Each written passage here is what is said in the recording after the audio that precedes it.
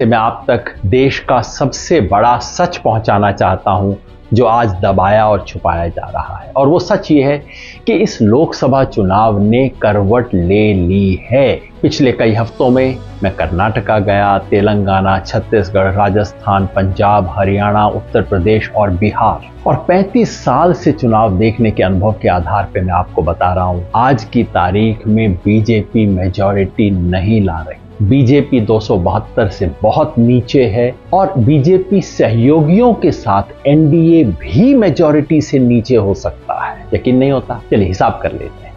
2019 में बीजेपी को आई थी 303 सीट और अपने सहयोगियों के साथ एनडीए को मिला के आई थी 353। अब एक एक स्टेट में देखिए क्या नुकसान और फायदा होता है। कर्नाटका 28 में से 26 एनडीए के पास हैं और उन्हें कम से कम 10 सीट का नुकसान है।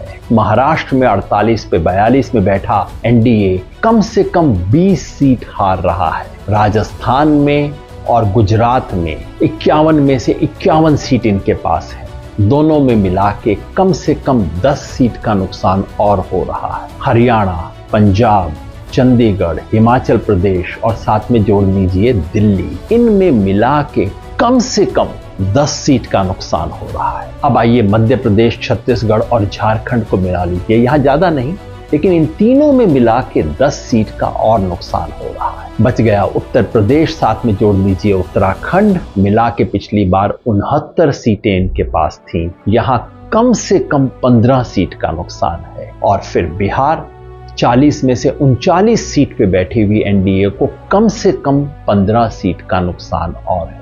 कुल मिला के अब तक हो गया 90 का हिसाब।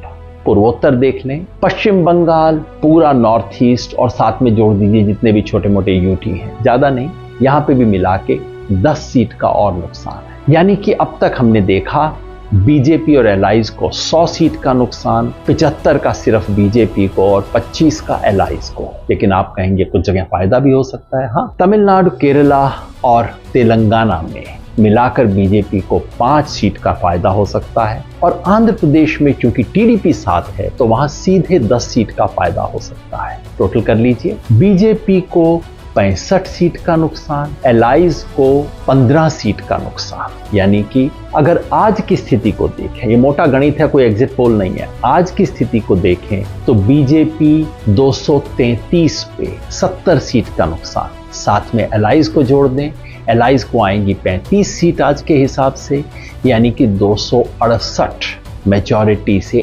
एनडीए भी नीचे हो सकता है। कम से कम आज की तारीख में नीचे चल रहा है।